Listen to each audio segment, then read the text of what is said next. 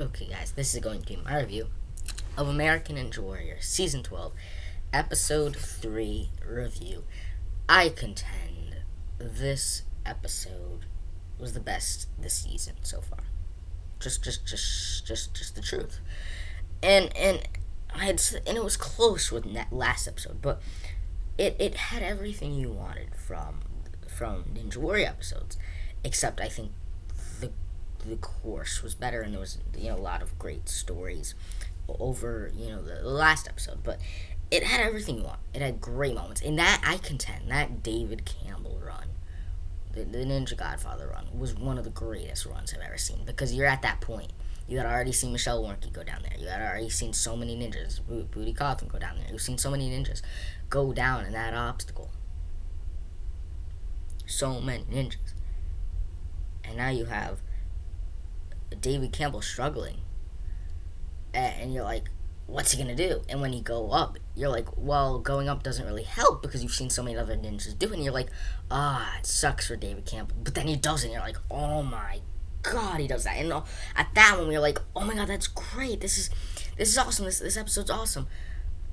And then they top that with David Campbell making up the Mega Wall. So not only did you have that great save by David Campbell, you have him conquering the Mega Wall, which again adds so much value. And just because that was one of the greatest runs I've ever seen. Surprising, great, ninja veteran David Campbell, all that stuff was great. And they still were able to show so many other runs, with whether it be Jesse Graff and Najee Richardson, and Michelle Warnke's final run for a long time, where she shockingly went down on off the ledge, not off the ledge, lunatic ledges, and you can tell that they made it closer. Like when you look at when you compare Jesse Graff on the lunatic ledges, and you compare a Booty Coffin, or you compare who ran or a lot. So basically, I think what happened was so many ninjas fell on that obstacle that they changed up how far the ledge was to the handhold. And I was in Miami, and they did the exact same thing. Remember a couple of years ago in season 10 in Miami, they had the cannonball drop, and that took out so many ninjas. Halfway through the night, they tweaked it a little bit. They made it a lot less. I think they made it smaller. They made the cannonball smaller, so it was easier to grab. So what they did was, halfway through the night, they made the cannonball smaller, and that was like a big break that they took in the middle. And they definitely did the same thing. I think they definitely made it closer, because you look at Jessie Graff's run, her legs almost touched the lunatic ledges, and you're like, oh my god, that's close. So I feel like you could tell that. Either that, or the first lunatic ledge had just a bigger swing. Was able to have a bigger swing. But man, this course was great. I love the honeycombs. Kind of like a mix between Wingnut and Wingnut Alley. That's kind of what I think was cool about it. It was like part Wingnuts, part Wingnut Alley. That was very interesting, while having its own unique idea of it being with cliffs, and the honeycomb idea of it. And Spring Bridge are back, and Ferris wheel is back, and I'm fine with the Ferris wheel being back. I'd prefer a new fifth obstacle, but next week we'll get a new fifth obstacle, and the Ferris wheel is a cool obstacle. I really enjoyed that last season, really enjoyed it this season. So again, I really enjoyed this, but I think, like I said, a lot of stuff was telegraphed. Like R.J. Roman being the final runner. Why would R.J. Roman be the final runner if he doesn't get the power tower? So I was like, clearly he's getting the power tower. Because, you would think, Jesse Graff or Najee Richardson's going to be the final runner. But no, it's RJ, which is cool. And he got the Mega Wall. But there were so many great ninjas they showed in this episode. From, Adam Rail, Jesse Graff, Najee Richardson, RJ Roman, Ben Muehlek they brought back. When he was retiring the loincloth.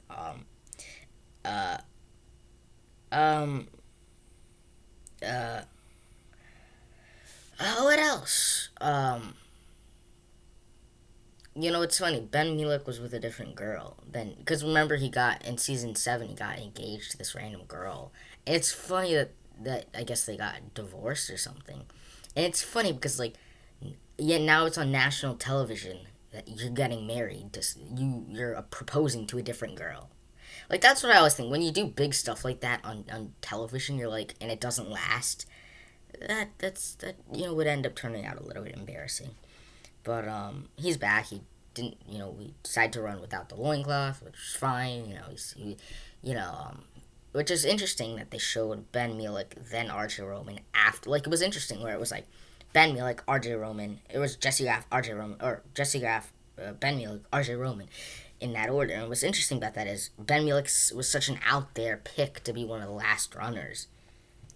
And I was and that's what I think. A few of these runs felt not, I wouldn't say filler, but thrown in there. You know what I mean? Because of the fact that ninjas like Michelle Wonky fell out early, because of the fact that Adam Rail flew through the course and yet fell on Ferris wheel. Which again, I forgot to mention him.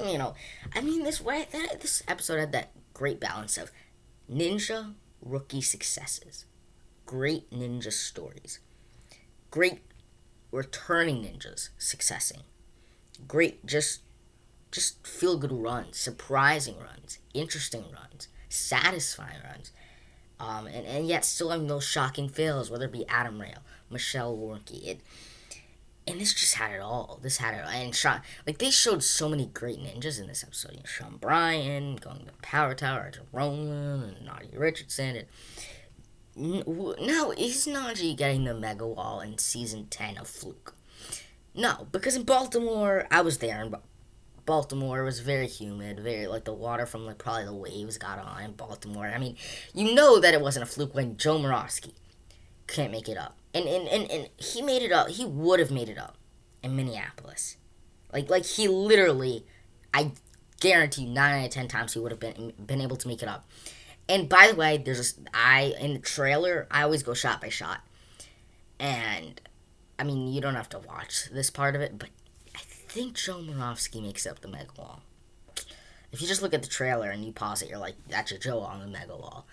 But maybe I'm wrong. This would be horrible to rewatch this review and be like, Zach, you're wrong. But yeah, and I think in addition, yeah, this and also with Najee's case, this episode, Najee barely missed the Mega Wall. Like it was just like he little stumble step and he made it. And what was also shocking about David Campbell making it was he stumbled, he barely made it. But that was crazy. I mean Jesse Graff was great. Tage Harrington, Ninja Rookie, great too. Thomas Stillings had a great story about his wife, and then he had one of the fastest times too. And then, like I said, RJ Roman blowing through the course with the fastest time. And I figured RJ won the Power Tower because they showed him last.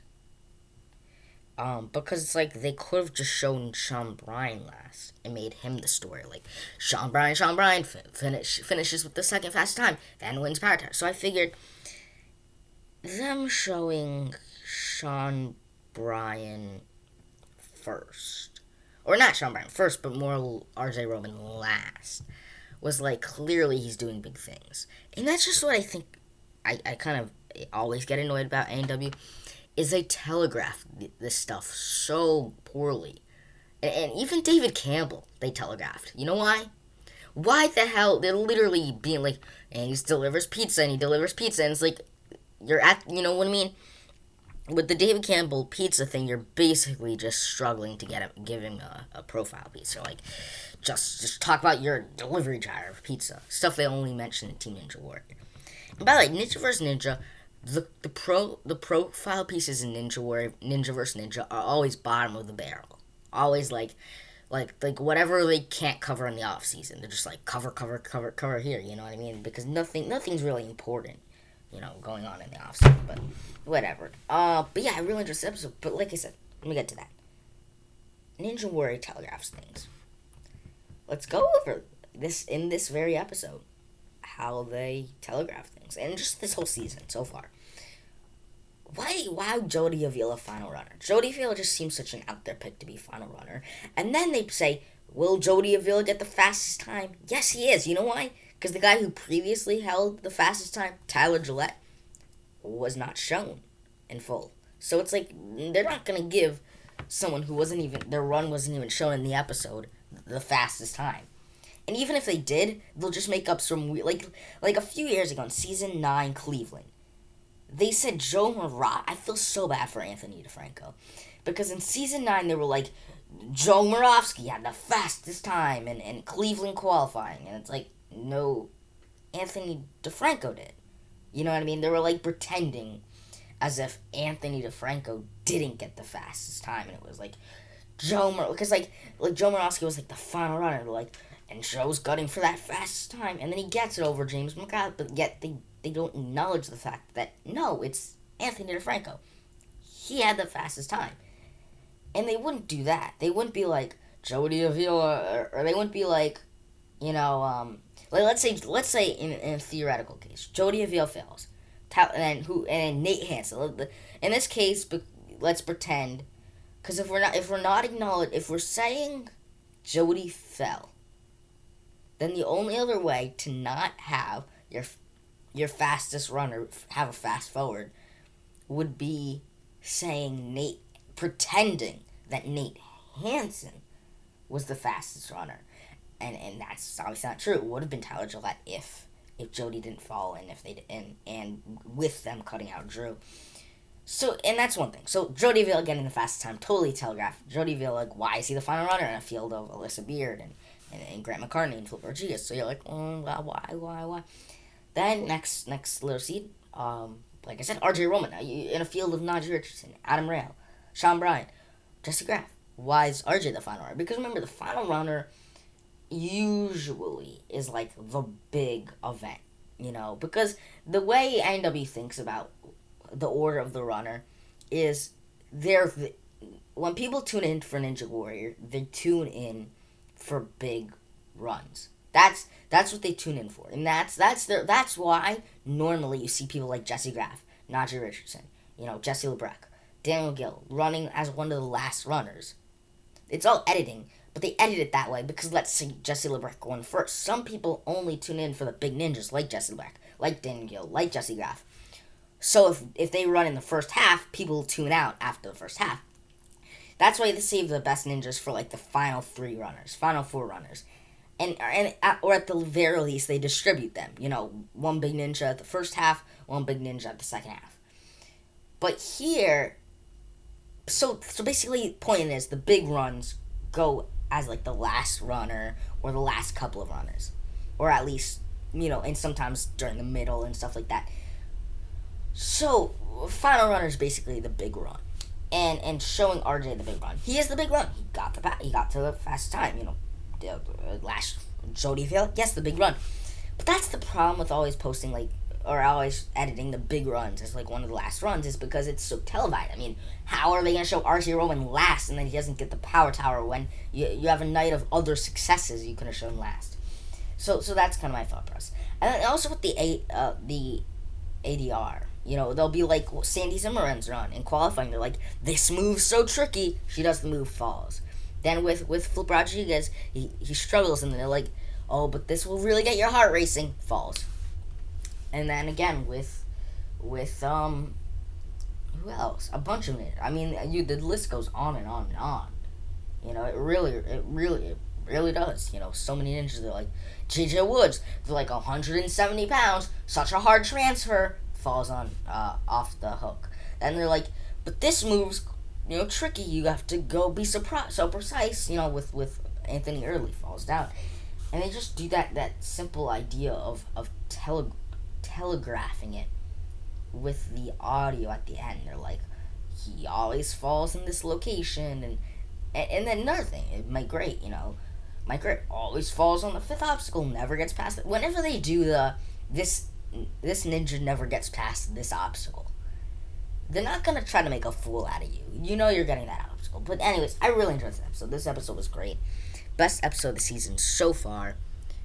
But if everything goes well, hopefully other episodes top that. But that David Campbell run was stuff of legends. But also Jesse Graff and Najee Richardson, Jesse Graff and Najee Richardson are probably now my 2 favorite ninjas. So it was great seeing them in the same episode. But anyways, Really enjoyed this episode.